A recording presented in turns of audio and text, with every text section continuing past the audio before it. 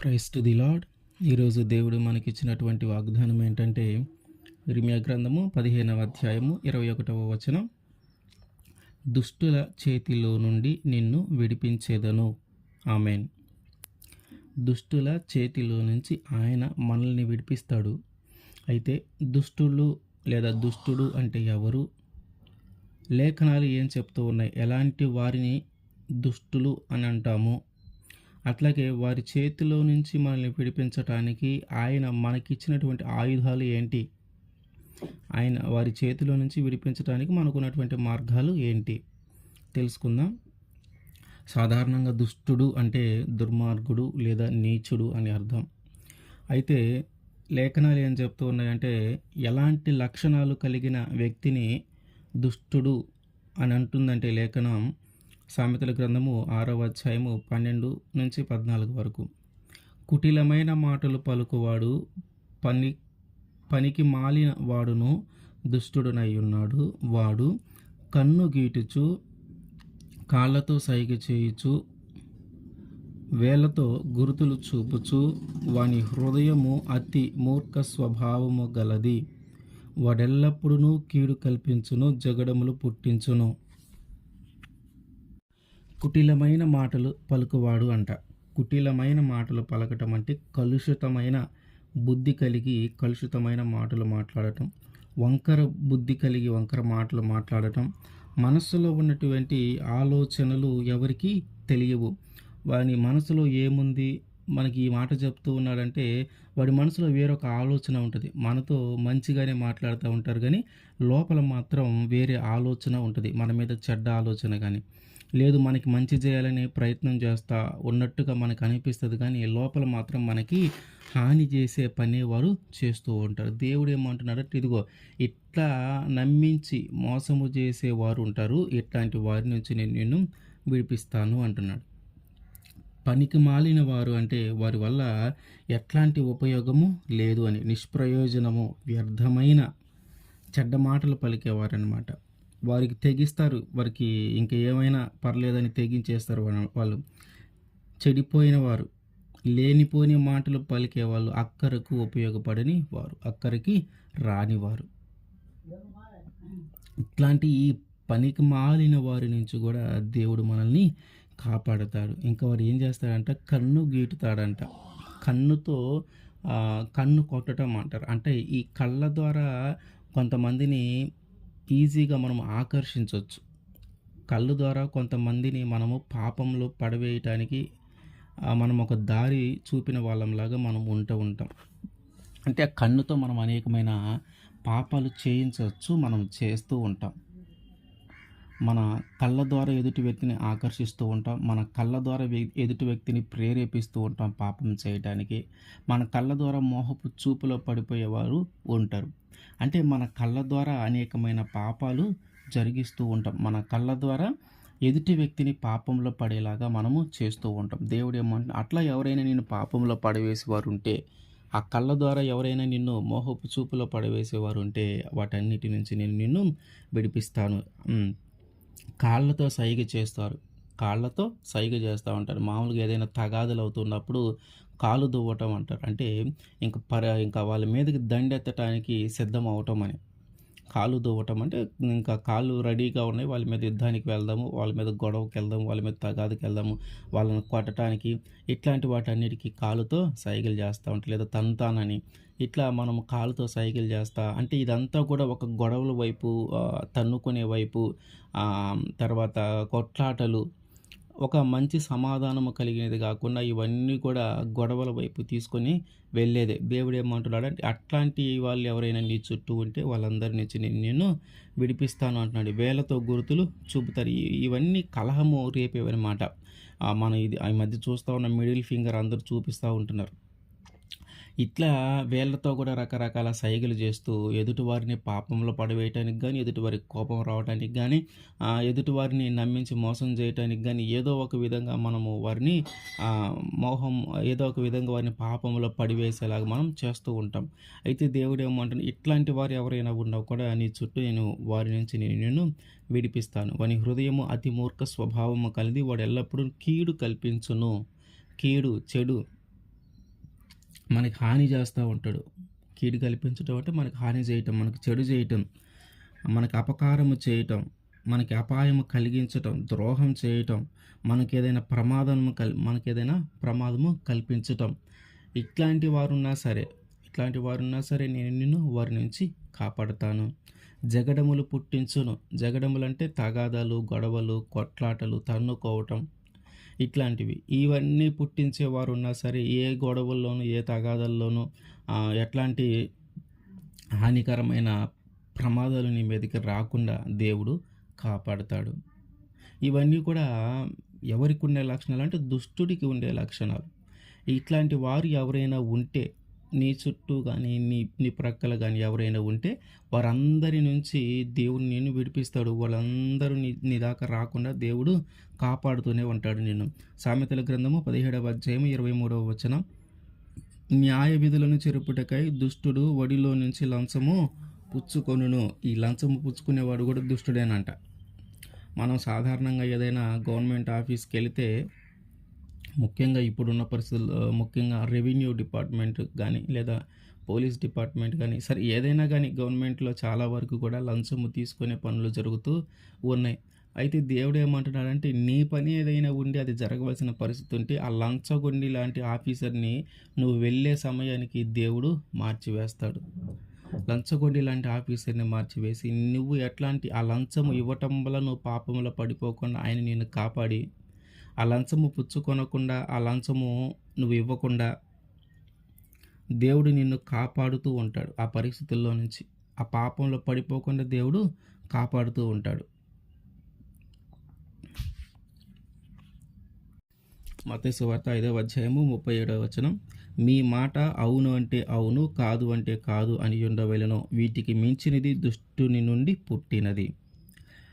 ఏంటంటే మన మాట ఎట్టాలి, అవునంటే అవునని ఉండాలి, కాదంటే కాదని ఉండాలి, ఉంది అంటే ఉంది అనాలి, లేదు అంటే లేదు అనాలి. ఇక మధ్యలో నువ్వు అనవసరమైన ఎక్స్ప్లెనేషన్ ఇచ్చుకుంటూ అట్లా కాదు ఇట్లా ఇది అని మనం చెప్పుకుంటూ వచ్చినా కూడా వాటి వల్ల ఏమి ఉపయోగము లేదు. అవన్నీ కూడా దుష్టుడు చేసే పనులంట.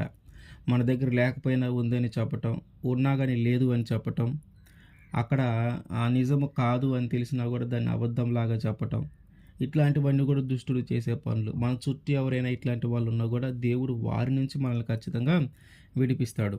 1 యోహాను 3వ అధ్యాయం 12వ వచనం. మనము కయ్యూని ఇంటి వారమై ఉండరాదు. వాడు దుష్టుని సంబంధి అయి తన సహోదరుని చంపెను. వాడతని ఎందుకు చంపెను? తన క్రియలు చెడ్డవియు తన సహోదరుని క్రియలు నీతి గలవై ఉండెను కదా. అంటే నరహత్య. ఈ నరహత్య చేసేవాడు కూడా దుష్టుడే.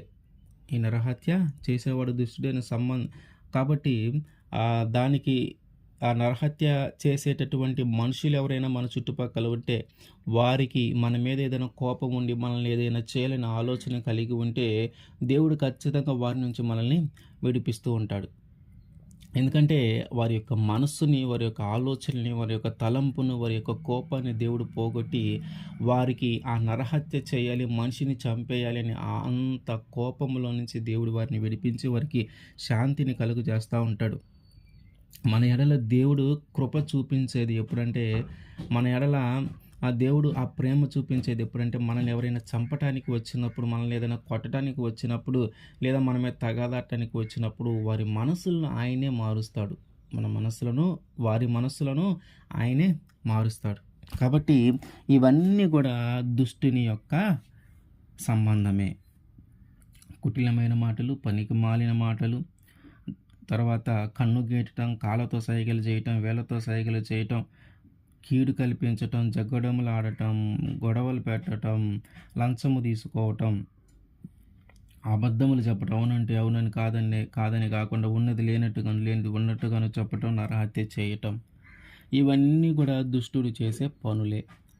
దేవుడు ఏమంటున్నాడంటే వీటన్నిటి నుంచి నేను నిన్ను కాపాడుతాను, వీటన్నిటి నుంచి నేను నిన్ను విడిపిస్తాను, ఏది నీ దాకా రాదు. అయితే ఇవన్నీ చేసేది ఎవరంటే దుష్టుని సంబంధి.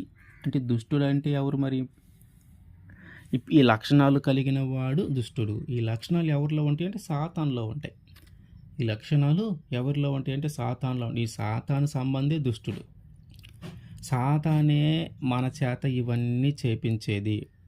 సాతానే మన చేత ఇవన్నీ చేయించేది. ఆ అపవాది చేతిలో నుంచి దేవుడు విడిపిస్తూ ఉన్నాడని అర్థం.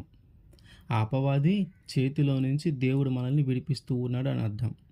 అయితే మరి మనం విడిపించబడాలి అంటే మనం ఏం చేయాలి? మనకున్నటువంటి అవకాశం ఏంటి? ఏ ఆయుధాలు మనం పట్టుకుంటే వాటి నుంచి మనము విడిపించబడతాము? ఎఫెసీయులకు రాసిన పత్రిక 6వ అధ్యాయము 16వ వచనం.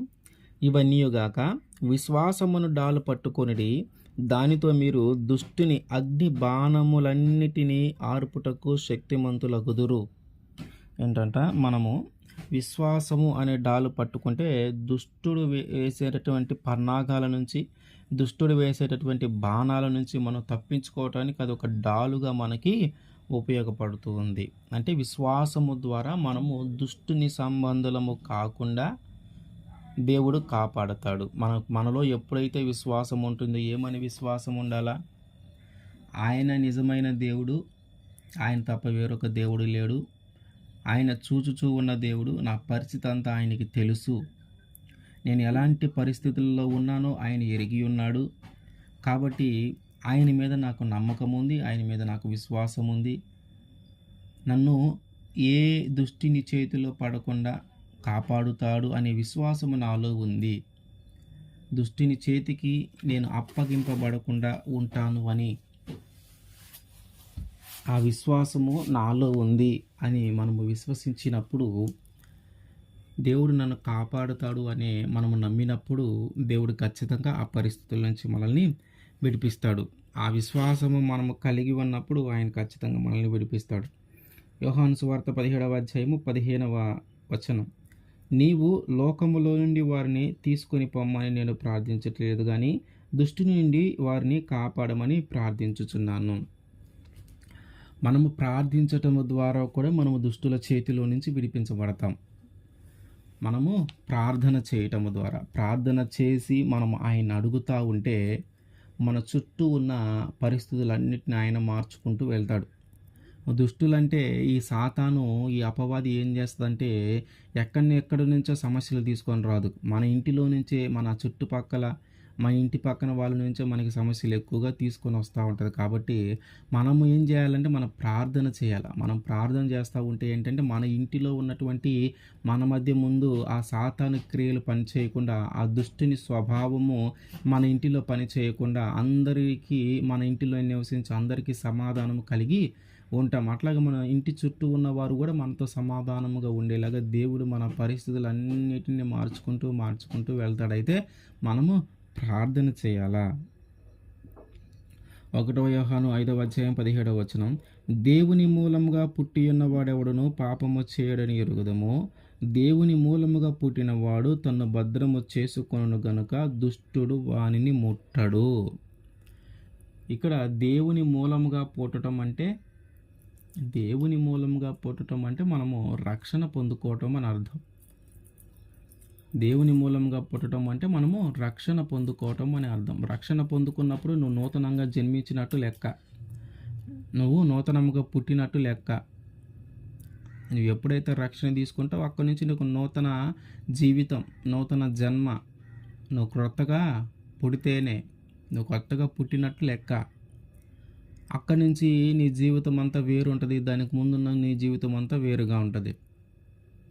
కాబట్టి నువ్వు నూతనంగా దేవుని మూలంగా పుట్టడం అంటే ఏంటంటే బాప్తిసము లేదా రక్షణ.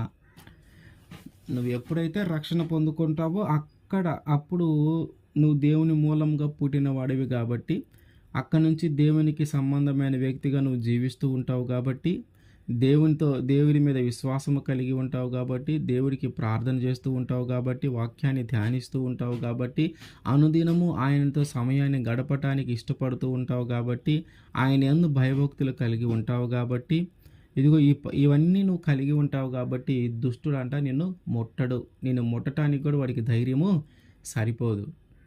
కాబట్టి మనం ఏం చేయాలంటే దుష్టుల నుంచి మనం విడిపించబడాలి. ఆయన మనల్ని విడిపిస్తాను అంటున్నాడు కాబట్టి మనం ఎలా పడితే అలా ఉంటే ఆయన విడిపిస్తాడా? అయ్యా నేను దుష్టుల నుంచి నిన్ను విడిపిస్తాను అయ్యా అని నీతో వాగ్దానం చేస్తే, నీ ఇష్టానుసారంగా నువ్వు లోకంలో పాపం చేసుకుంటూ వెళ్తా, నీ ఇష్టానుసారంగా నువ్వు జీవిస్తూ ఉంటే ఆయన విడిపిస్తాడా? ఆయన విడిపించాలంటే గూడా కొన్ని మార్గాలున్నాయి. అవేవంటే ముందు నువ్వు విశ్వసించాలా. ఆయన నన్ను విడిపిస్తాడు. ఆయనకంత శక్తుంది. ఆయనకంత బలముంది. ఆయనకి అసాధ్యమైనది ఏది లేదు. సమస్తము సాధ్యమే. ఆయనే నిజమైన దేవుడు. ఆయన తప్ప వేరొక దేవుడు లేడు అనే విషయాన్ని నువ్వు విశ్వసించాలా. నువ్వు నమ్మాలా. రెండోది నువ్వు ప్రార్థన చేయాలా. నువ్వు ప్రార్థన జేస్తేనే స్థితిగతులంతా మారతాయి. అన్నిటికంటే శక్తివంతమైనది ప్రార్థన. నువ్వు ఎప్పుడైతే దేవునితో మాట్లాడటం మొదలుపెడతావో, నువ్వు ఎప్పుడైతే దేవుడికి ప్రార్థన చేయటం మొదలుపెడతావో, మొదట నీలోనూ, తర్వాత నీ కుటుంబంలోనూ, తర్వాత నీ ఇంటి చుట్టూ ఉన్న వారందరూ కూడా మారి, అందరి మధ్యలో ఉన్నటువంటి ఆ దుష్ట స్వభావం అంతా కూడా తొలగిపోతది. వారి కోసము కూడా మనము ప్రార్థన చేయాల. మనం ఎవరైతే మనము ఇట్లా దుష్టుల్లాగా భావిస్తూ ఉన్నామో, ఎవరైతే మనం అనుకుంటా ఉంటామో వీడు మంచివాడు కాదు, వీడు చెడ్డవాడు, వీడు దుర్మార్గుడు, వీడు నీచుడు, వీడెందుకు పనికిరానివాడు అని మనం ఎవరినైతే అనుకుంటా ఉంటామో, ఇదిగో వీడి వల్ల బాగా గొడవలవుతాయి, వీడుంటే చాలు తగాదాలే, వీడుంటే చాలు కొట్టుకోవటమే, వీళ్ళుంటే చాలు ఒకరినొకరు చంపుకోవటమే అని ఎవరైతే మనం అనుకుంటామో ఎవరి గురించి అయితే, ఇదిగో వాళ్ళందరి గురించి కూడా మనము ప్రార్థన చేయాలి. వారిలో ఉన్నటువంటి ఆ దుష్ట స్వభావము, వారిలో ఉన్నటువంటి ఆ దుష్ట స్వభావం తొలగిపోవాలయ్యా. ఇదిగో మా కుటుంబం మంచిగా ఉండాలి. మాలో ఉన్నటువంటి ఆ దుష్ట స్వభావం తొలగిపోయి అందరూ ఆ మంచి సమాధానము కలిగి ఉండాలా. అట్లాగే మా ప్రాంతము లేదా మా ఊరు మా మా మా ఊరు కూడా మంచిగా ఉండాలి. వారిలో కూడా ఆ దుష్ట స్వభావం ఎవరైతే ఉన్నారో వారందరిలో నుంచి ఆ స్వభావం తీసివేసి మంచి స్వభావాన్ని ఇవ్వండి అని మనం ప్రార్థన చేస్తూ ఉంటే ఖచ్చితంగా దేవుడు మన ప్రార్థన విని ఆ ప్రార్థన ద్వారా మనలో ఉన్నటువంటి ఆ దుష్ట స్వభావాన్ని తొలగించి మన ఊర్లో ఉన్నటువంటి ఎవరైతే ఉన్నారో ఆ దుష్టునికి అప్పగించబడిన వారందరినీ కూడా దేవుడు వారి నుంచి ఆ దుష్టుడి నుంచి దేవుడు వారందరినీ విడిపిస్తాడు. అట్లాగే మనము నూతన జన్మ రక్షణ పొందుకోవాలా. మనము రక్షణ పొందుకున్న దగ్గర నుంచి ఇంకా సాతాను మనల్ని ముట్టుకోవటానికి కూడా ప్రయత్నము చేయలేడు. అంత శక్తివంతంగా మనము మార్చబడతాం. కాబట్టి దేవుడు ఏం చెప్తూ ఉన్నాడంటే దుష్టుల చేతిలో నుండి మనల్ని విడిపిస్తానంటున్నాడు. ఆ దుష్టులు ఎక్కడో ఉండరు, మన ఇంట్లోనో లేదా మన చుట్టుపక్కలే మన దగ్గర మన ఇంటి చుట్టూనే ఉంటారు. వాళ్ళు ఎక్కడి నుంచో దూరంగా రారు. ఆ దుష్టుడు ఏం చేస్తాడంటే, ఆ సాతాను అపవాది ఏం చేస్తాడంటే మన ఇంట్లో మనలోనే ఆ దుష్ట స్వభావాన్ని మనకి ఏర్పాటు చేస్తూ ఉంటాడు. భార్య మీద భర్తకి, భర్త మీద భార్యకి, పిల్లల మీద తల్లిదండ్రులకి, తల్లిదండ్రుల మీద పిల్లలకి, అట్లాగే మన ఇంటి చుట్టుపక్కల ఉండే వాళ్ళందరికీ కూడా ఈ దుష్ట స్వభావాన్ని వాళ్ళని నింపుతాడు. కాబట్టి వాళ్ళు ద్వేషము, పగ, ప్రతీకారం అని ఒకరి మీద ఒకరు తన్నుకోవటానికి, ఒకరి మీద ఒకరు తిట్టుకోవటానికి ఇట్లా లేస్తూ ఉంటారు. పాపం చేయటానికి రెడీగా ఉంటారనమాట. కాబట్టి మనము దేవుడు వారందరి నుంచి మనల్ని విడిపిస్తానంటున్నాడు కాబట్టి మన విశ్వాసముతోనూ, ప్రార్థనతోనూ, నూతన జీవితంతోనూ మనము వాటిని జయించగలగాల. అదే దేవుడు మన ద్వారా జరిగించబోయేవి. ఆ విధంగానే దేవుడు మనల్ని వారి నుంచి విడిపిస్తాడు. ఆమేన్.